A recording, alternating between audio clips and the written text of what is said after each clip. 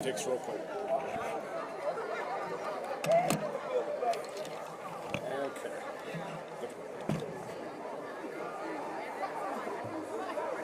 Good morning, Austin. Love is the only force capable of transforming an enemy into a friend. Our lives begin to end the day we become silent about things that matter. Reverend Dr. Martin Luther King Jr.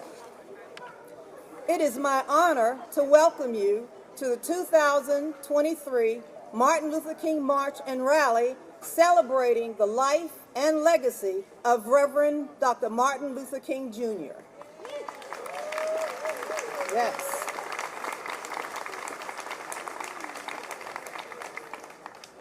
My name is Brenda Burt, and I have the privilege to serve as a board member of the Austin Area Heritage Council.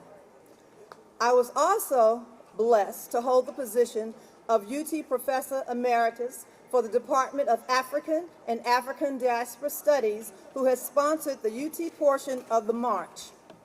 Special thanks to Dr. Edmund T. Gordon, Executive Vice President and Vice Provost for Diversity, and Dr. Cherie Smith, Black Studies Department Chair.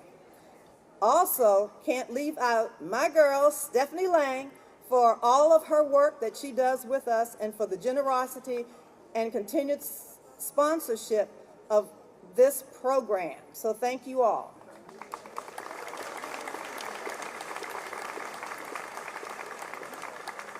I would also like to recognize for volunteering their services each year the brothers of Gamma Eta Lambda Graduate Chapter of Alpha Phi Alpha Fraternity Incorporated.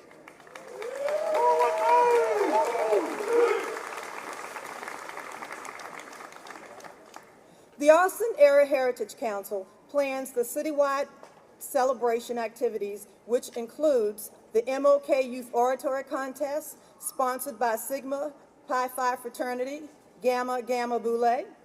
Today, you will meet the first place winner of the competition, Jalen Chua, a fourth grader from Linda Harrington Elementary School, Round Rock ISD.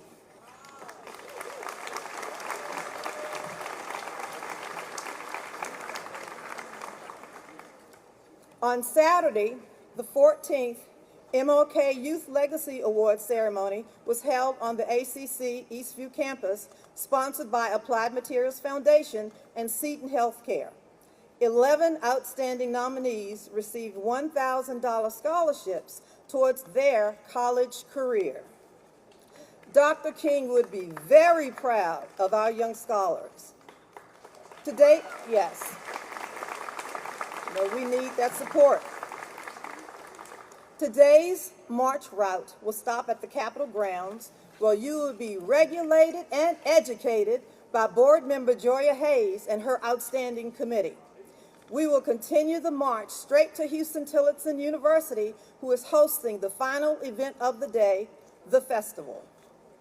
We could not provide any of these outstanding events without our sponsors, who include the City of Austin, Applied Materials Foundation, HEB, Seton Healthcare, African and African Diaspora Studies Department, UT Austin, Thomas J. Henry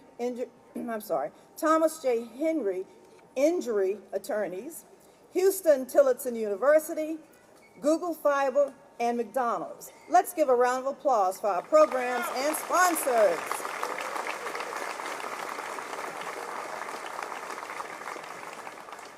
I would be remiss if I did not pay tribute to the Students Initiative started on the UT campus over 40 years ago.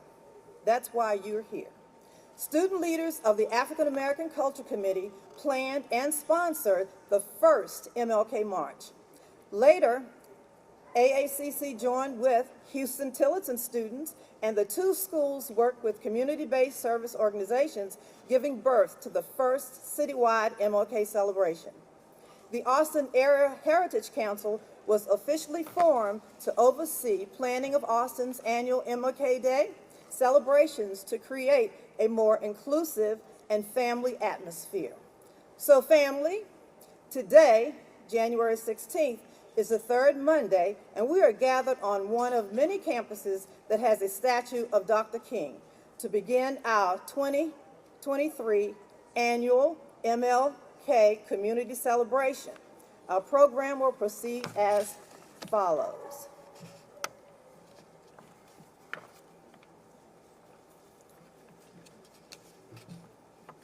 Or maybe not. Okay. Too many pieces of paper, I guess.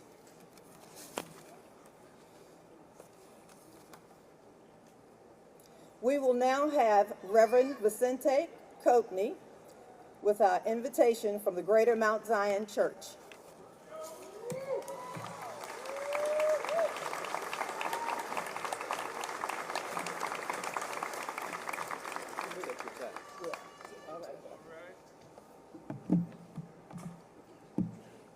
Would you bow with me for a word of prayer?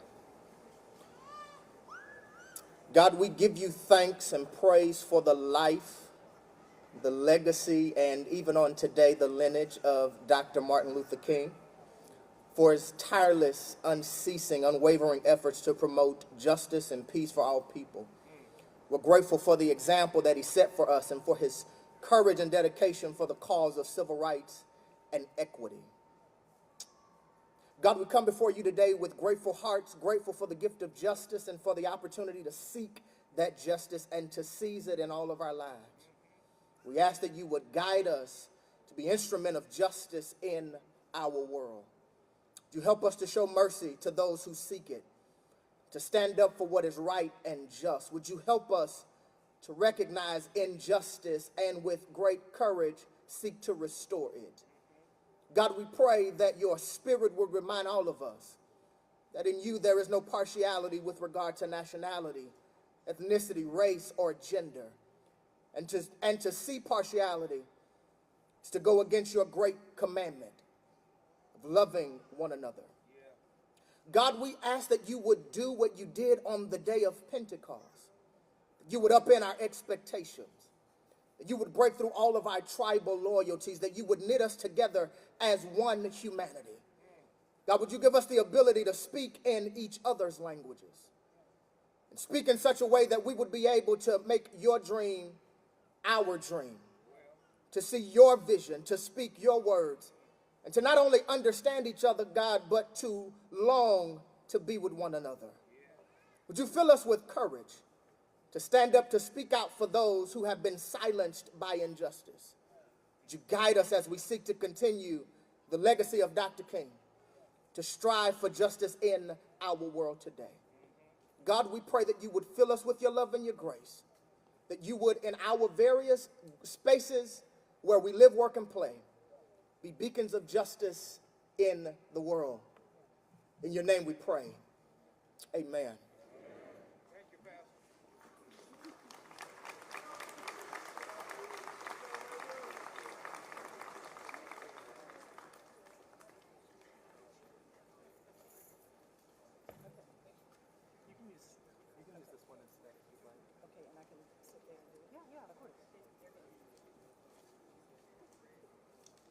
Making a little adjustment here that I don't have to keep walking back and forth.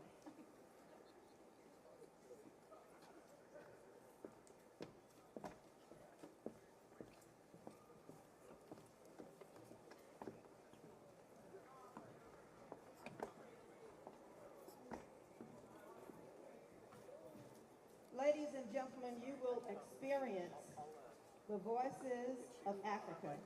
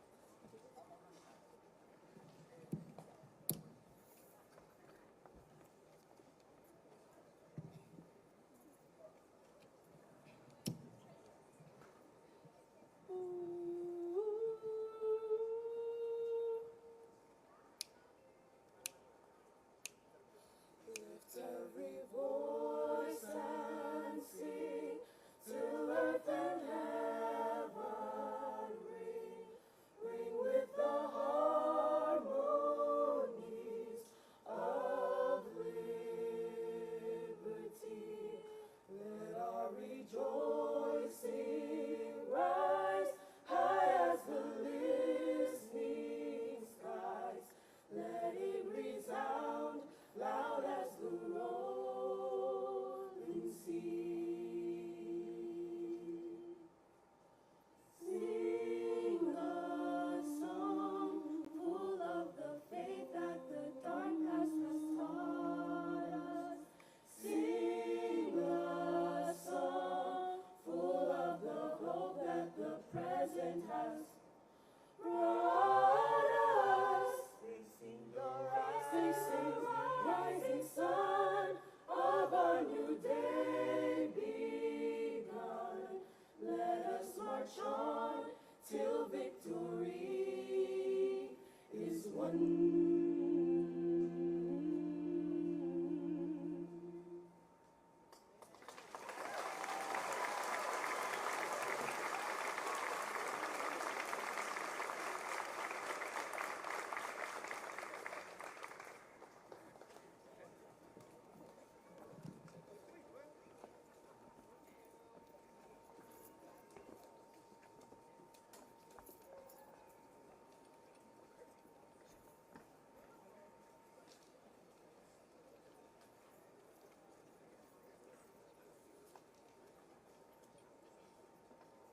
Please welcome our first place student winner of the MLK Oratory, Jalen Chua, who attends Linda Harrington Elementary School, Round Rock ISD.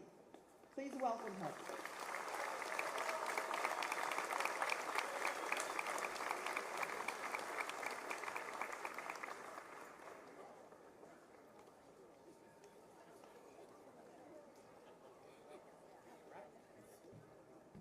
You want it? You want to hold it or you want it down? Like this? Okay.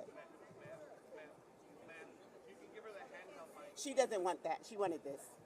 Okay. All right. Is that good enough?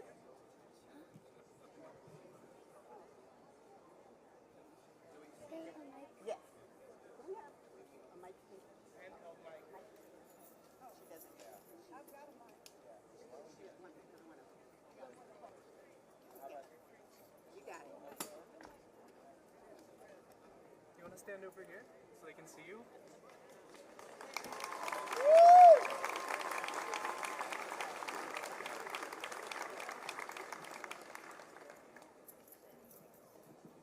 Equality, human rights, unity. These are some of Dr. Martin Luther King's themes for the future. In 1863, you said, "It is not the end, it is just the beginning." And you were right. That's why you're standing here today, to continue your dream, your legacy, and your hope to unite people of different colors. Your works and inspiring words have sparked that burning desire in my heart to continue your dream. So Dr. King, please allow me to share with you the changes I'd personally make to make this dream a reality. As you said, people fail to get along because they fear each other. They fear each other because they don't know each other. They don't know each other because they have not communicated with each other. I would like to help change this by using my voice and talents to lead the students in my school and give them opportunities to get to know each other. This is why I joined the Student Council. Through this, I was able to attend the World Class Leadership Summit, where I learned how to be a better leader by listening more and leading by example. As you said in your famous speech, I have a dream. We will never be satisfied until justice rolls down like waters and righteousness like a mighty stream. Just like you, Dr. King, I will never be satisfied seeing a kid playing alone at the park. I will never be satisfied seeing a student being left out during a group project. I will never be satisfied seeing a student being bullied just because of their race, color, or just simply because they don't have enough food to eat. I believe that everyone should be treated with love, respect, and just like everyone else, no matter who you are or where you came from. I stand by your quote. I have decided to stick with love. Hate is too great a burden to bear. I will make sure to make friends not because of the color of their skin, but because I believe everyone is unique and special on the inside. I will make sure to include everyone in the group, and if someone is falling behind, I will make sure to get them back on track. If I see someone being bullied, I will make sure to speak up and ask an adult to help stop the bullying. Even though I am young and small, I will still do the right thing. Because as you said, the time is always right to do what is right. I will participate more in outreach programs where I can personally help and visit the less fortunate people around me. If they are too far, I will send letters of encouragement or use my own money and ask my friends and family to help me assist them with their needs. Yes, it is not the end. It is just the beginning. That's why I'm standing here today, proud, courageous, and full of hope that even at a young age, I will be able to continue your dream in my own little ways. Thank you.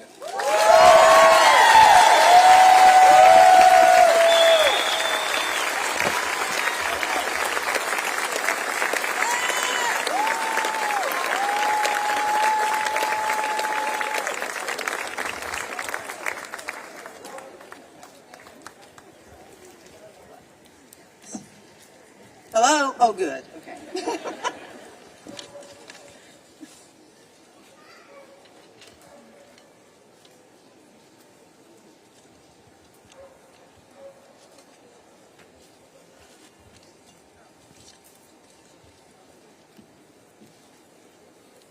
On Saturday, the 14th, the MLK Youth Legacy Award ceremony was held on the ACC campus, sponsored by Applied Materials Foundation and Seton Healthcare.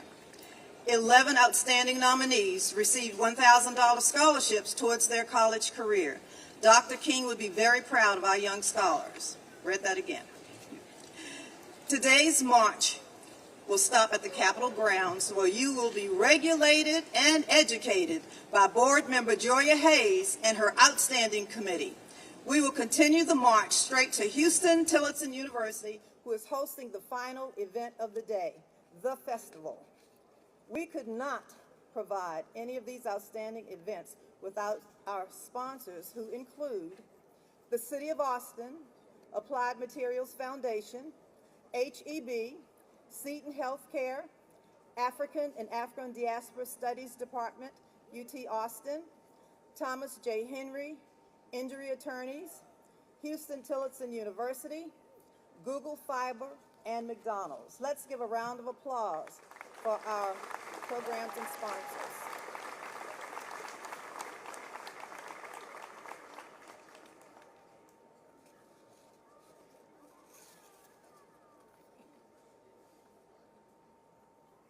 And if I am repeating this, but I'm always so proud of our students. So here we go. I would be remiss if I did not pay tribute to the student initiative started on the UT campus 40 years ago. Student leaders of the African American Culture Committee planned and sponsored the first MLK March.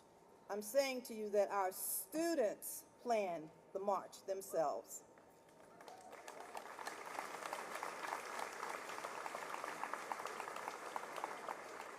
Later, ACC joined with Houston Tillotson students, and the two schools worked with community-based service organizations, giving birth to the first citywide MLK celebration, which is definitely outstanding. We're just so very proud of all the work that our students do. Sometimes we don't realize, we know that the classroom is important, but the classroom also helps them with their outside activities. This young man, Rudy Matea, is the, give it up for him, Rudy Matea. Oh yes, we know that name. Mr. Matea, City of Pflugerville Council member and a proud graduate of the University of Texas Law School, will now take on the topic of our elected officials recognition. Let's welcome Rudy.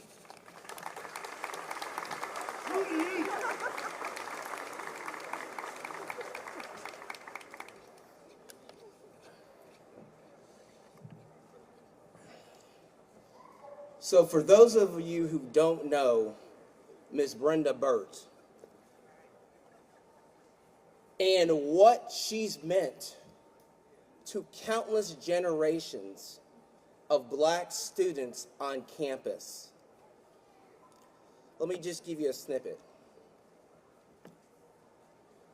I would not be here today in any capacity that I am if not for this woman burning into me the need and desire and requirement to make sure you don't just graduate from the University of Texas. You have an obligation to make not only this school, but your society better for those who go beyond you. Thank you, Mama Burt.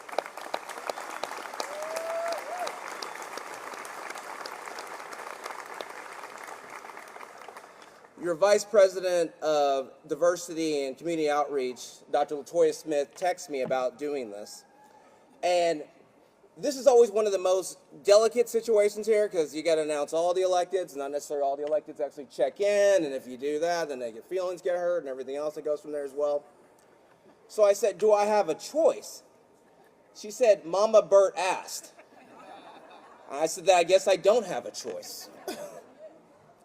But I'd be remiss if I didn't mention here, it's been about 10 years since I spoke at this event. And the last time I was here, Mama Burt had me introduce somebody who, we talk about allies. And allyship is fine, but what we really need is people who are co-conspirators. And the person that I got to introduce 10 years ago was President Bill Powers. And no, go ahead.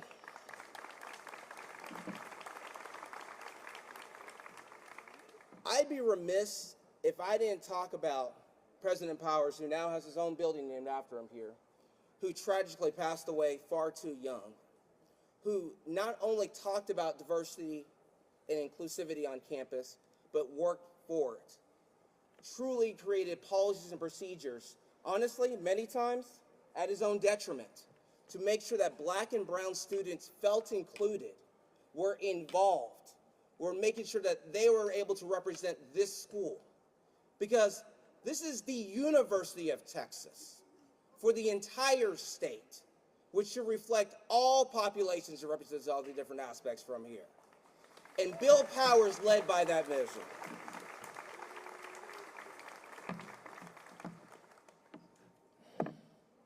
Something that some of you heard about earlier, which one of my great friends and mentors, Commissioner Drift Trevelyan, brings up often, is democracy isn't free.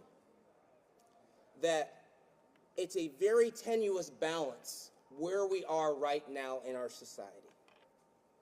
If anything that you've seen over the last several years, it could change like that. Many of us get frustrated when we hear people talk about the issues that Dr. King spoke about as if they're all completely past tense or they have no relevance today. Hey, you had a Black president. What are you complaining about? Hey, you got representative of this specific class. You should be doing all this. Very different things that don't come to the requirements and the needs that we're talking about when it comes to basic democracy. My parents are Haitian immigrants. I know all too well how tenuous it is to understand it can go by a switch when it comes to democracy in the country.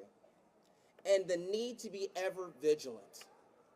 If you want to know how different it could be, go look up Papa Doc and Baby Doc and Duvaliers and see what happened in IIT and see what they're trying to dig out from and working from there. So you need people on the front lines who represent your values, people who understand the greatness of this country while also acknowledging its flaws, people who will work hard day and night, not to undermine what's been created, but to move it forward.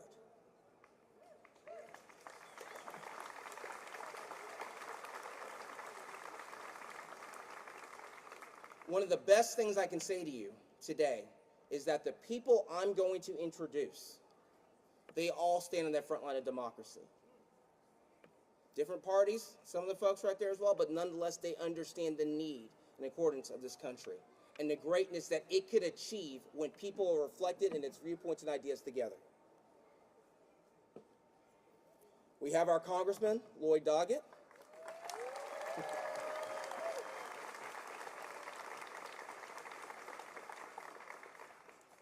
Close friend and mentor, I guess, Cheryl Cole.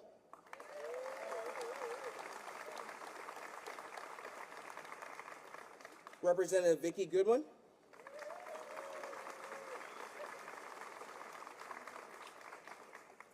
Representative John Busey.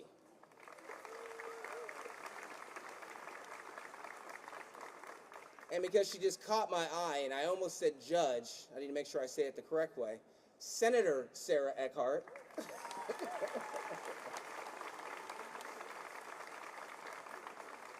Representative Donna Howard.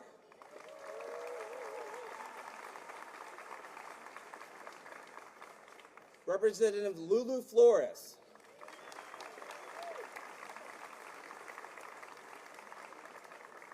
And I will correct myself again here. I was about to say Senator. Mayor again, Kurt Watson.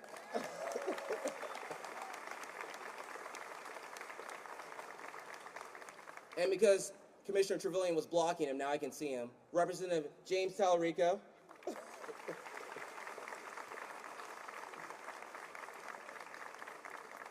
Judge Andy Brown. Commissioner Ann Howard.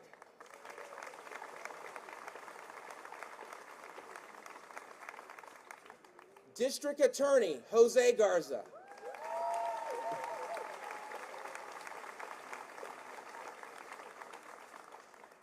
Well, okay, since Representative, I've got him. Thank you. The electeds will tell you what to do no matter what. You just kind of smile and nod right there. So I got him, Representative Flores. Former County Attorney David Escamilla.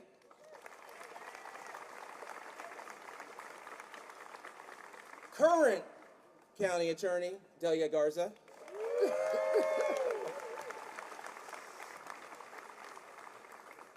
And again, I'm a lawyer. You see my shirt, so I'm just going to take one point of personal privilege when I say this. Something that the public is not educated enough about are their judges. It is so very, very vital who you put in these positions and on these benches and the results that you'll get from there. More often than not, when we have conversations, judges are talked about in passing. But if we've seen anything over these last several years, judges who align with democracy, the fundamental truths and values of society, are now more important than ever. So when I read these names, please remember them, because they're just not allies, they're co-conspirators for justice. Judge Carlos Barea.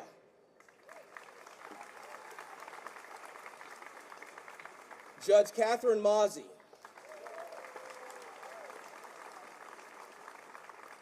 Judge Cliff Brown. And yes, Judge Brown, I saw what your Giants did yesterday. We'll see what the Cowboys do tonight. Judge Lori Iserlo.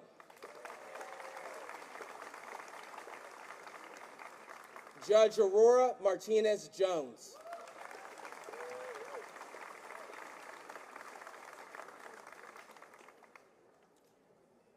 Now, let's go to our law enforcement and those who truly understand the need that community policing isn't just a concept, it's what should be the foundation for every sort of law enforcement unit in this society.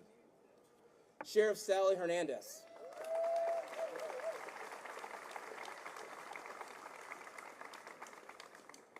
Do we call you, is it we call you the People's Constable now, George Morales? No.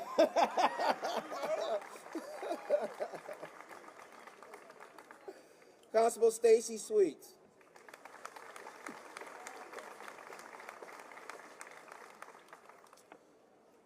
Now, we also have our fire chief, Austin Fire Chief Joe Baker.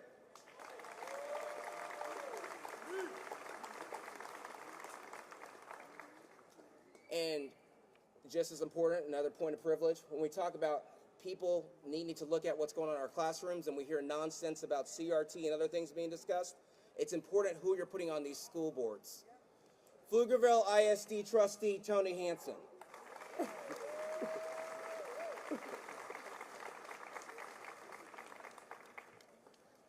And I like to introduce her because this is the first black female member of the Pflugerville City Council, Kim Holliday.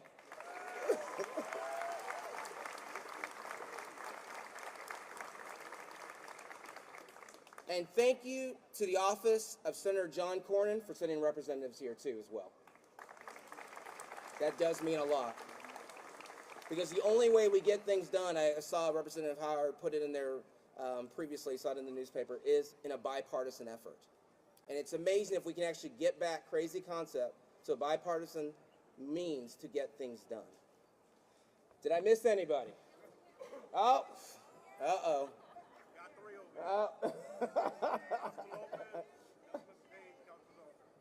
Come on, yep, come on up. Come on up. I'm not even joking, come on. I missed y'all. But we gotta hurry because we actually do have to march. Go ahead. Just a couple extra folks. I'm Austin Mayor Pro Tem Paige Ellis. This is our previous Mayor Pro Tem, Allison Alter. And I believe that Ryan Alter, new council member, is also in the audience. There he is right there. Constable Carlos Lopez, welcome to my precinct. Austin ISD School Board President Arthi Singh. Gigi Edwards Bryan from the Great Austin Community College. Selena Alvarenga, Judge for 160th District Court. Bridget Shea, County Commissioner for Travis County. Hi everyone, I'm Vanessa Fuentes, Austin City Councilwoman for District 2, and I'm joined here by my niece, Mia Peña.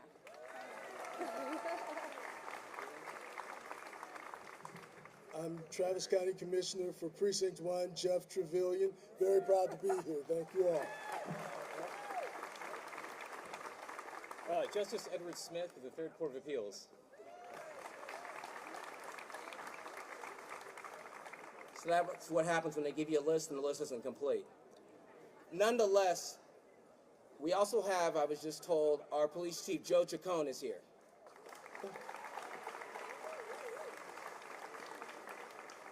And quickly, and Rodney Gonzalez. We have to move through the program, but also want to say, not only thank them for what they do, but also for their families, because their families make just as much a sacrifice as anybody else when it comes to these things.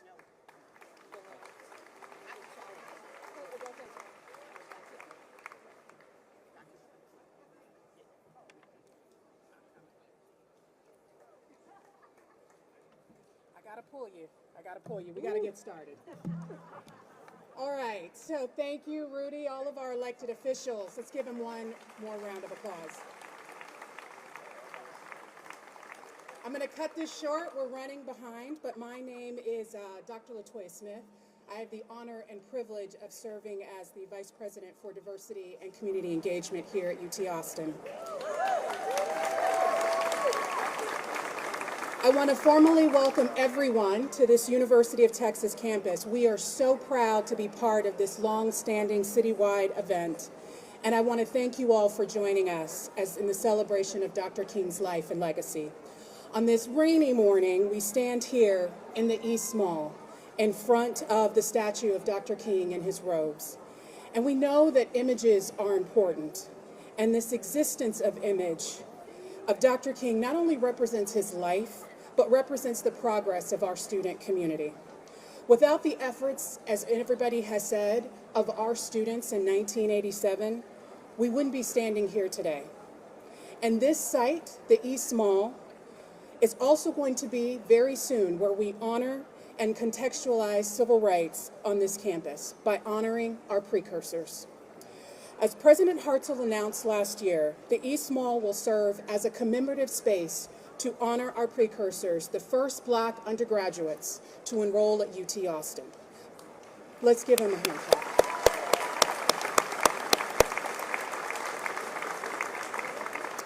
Not only did they bravely desegregate this campus, but they have blazed the path for generations to come.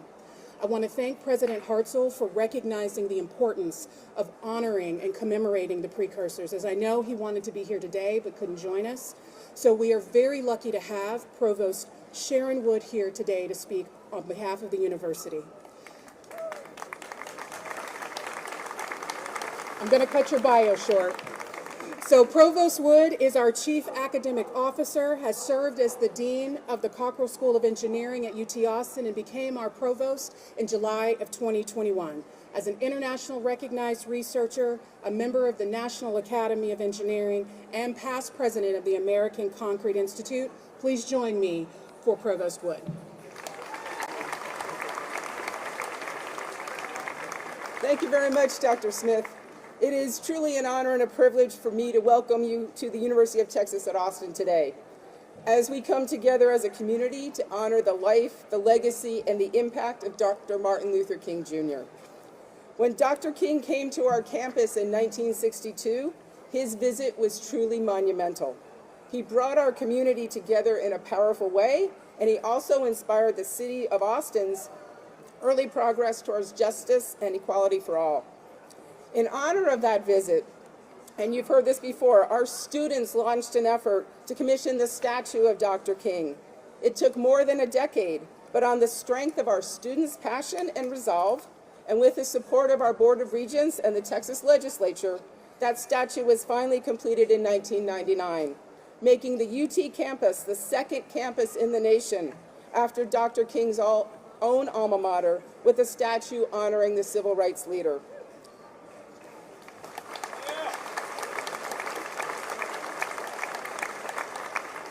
The statue's unveiling effectively brought Dr. King from university history into the heart of our campus and into the heart of our community.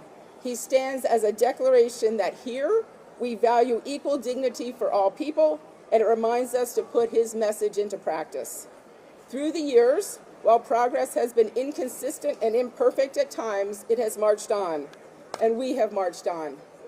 And every year on this day, when we place Dr. Martin Luther King Jr. at the heart of our community and celebrate change and progress, we know that can all start with one person, one message, and one moment in time.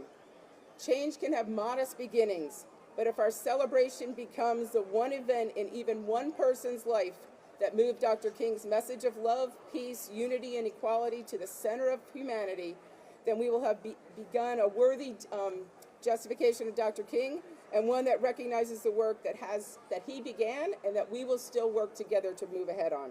So today, we march together on. Thank you very much for joining us today, and it is now my pleasure to introduce Dr. Cherise Smith.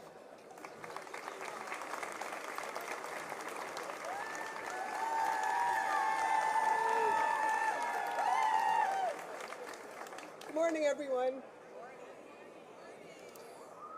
During her recent book tour for The Light We Carry, Michelle Obama's clothing sparked excitement.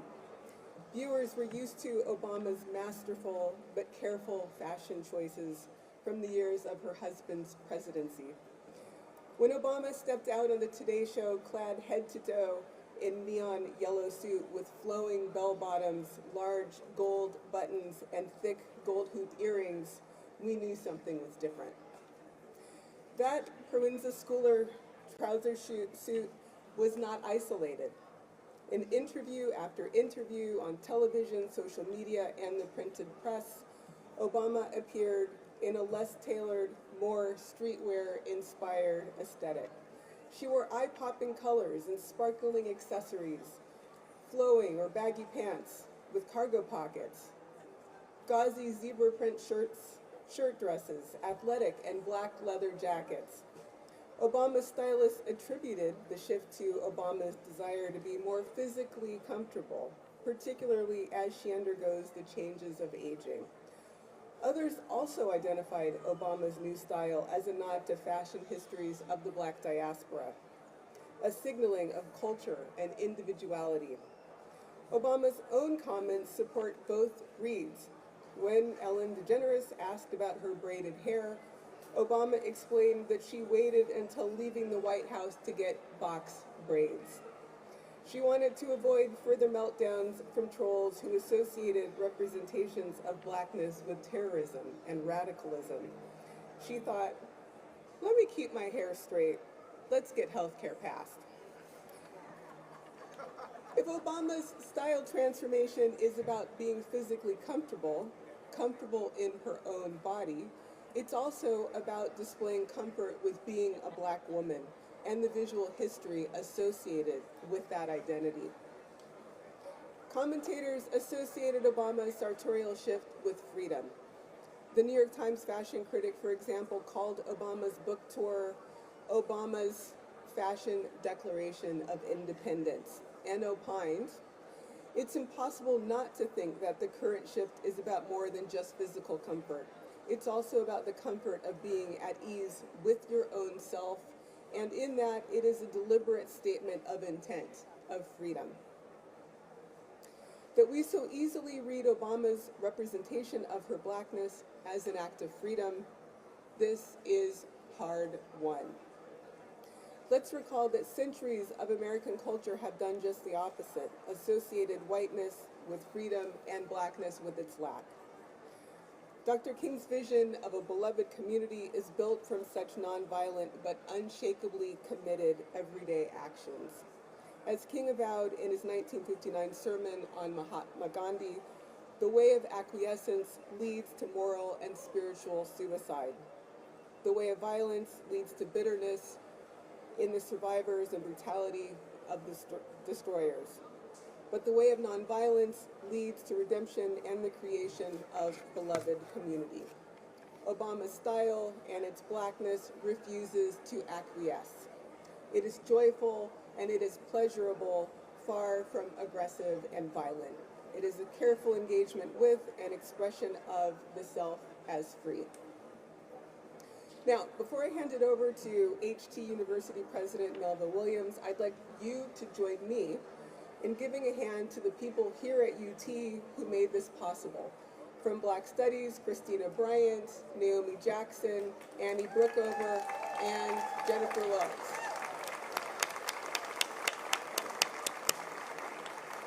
And from the Division of Diversity and Community Engagement, Dr. LaToya Smith, Stephanie Lang, Heidi Johnson, and Brandy Flenderman.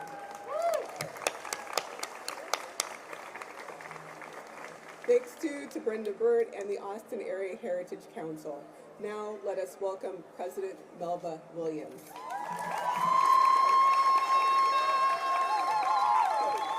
Happy MLK Day!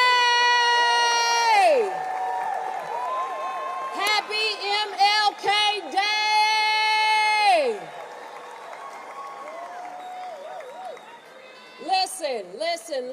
Listen. I have enjoyed the talking, but now it's time to do some walking.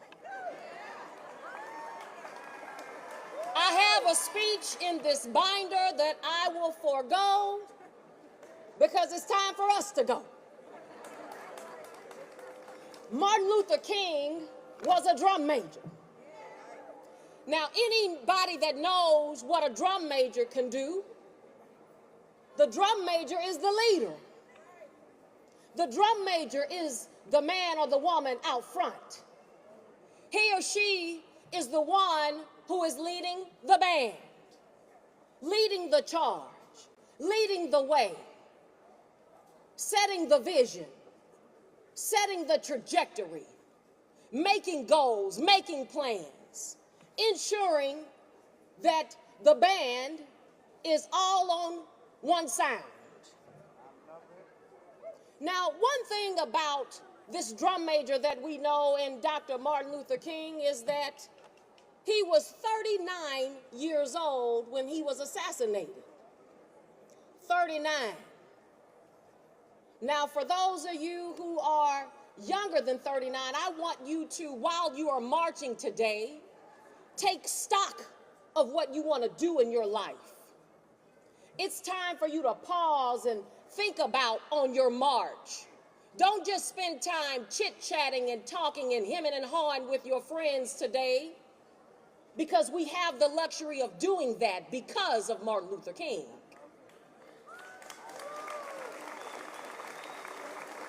I want you to, while you are marching, I want you, if you are under, I'm giving some rules. I'm a teacher, okay?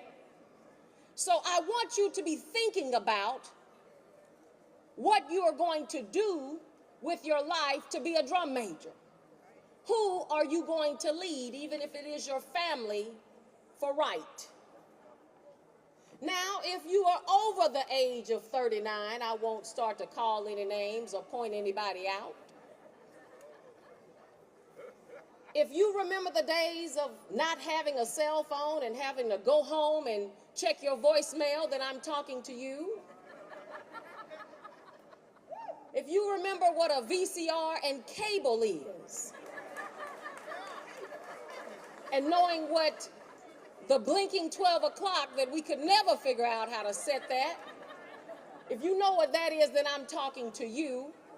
If you are over the age of 39, then I am encouraging you on your walk today to think about what you're going to do next, to think about how you will embody the spirit of Sankofa, which means to go back and get. How will you be that person that will lead, and what will you do?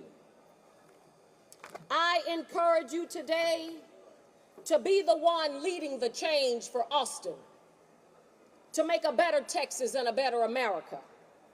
And with every step you take, I challenge you to think of the impact that you want to make. Don't march for the sake of getting steps on your Apple Watch. I want you to let today be reflective toward the impact that you want to make. And after you leave this event today, I'm encouraging you to lead by example and become a drum major for the important causes of this world. Again, I welcome you, I challenge you, and look forward to greeting each of you as a drum major upon your arrival to the beautiful campus, the magnificent, majestical campus. If you're representing Houston-Tillotson University, would you please make some noise?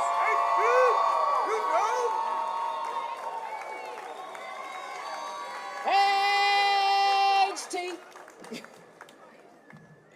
And once I welcome you, I am hopeful that you will have found your purpose today to continue to do more. I thank you, God bless you, and enjoy your walk. I'll see you at the Capitol.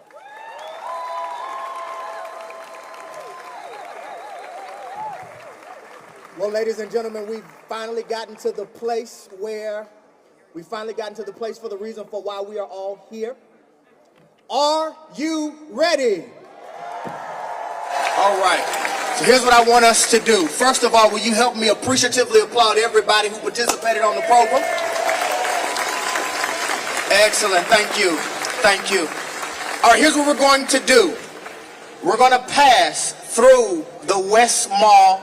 There is a band that's going to lead us, so we're going to invite everybody to start making your way this way even now as we begin our march. Thank you.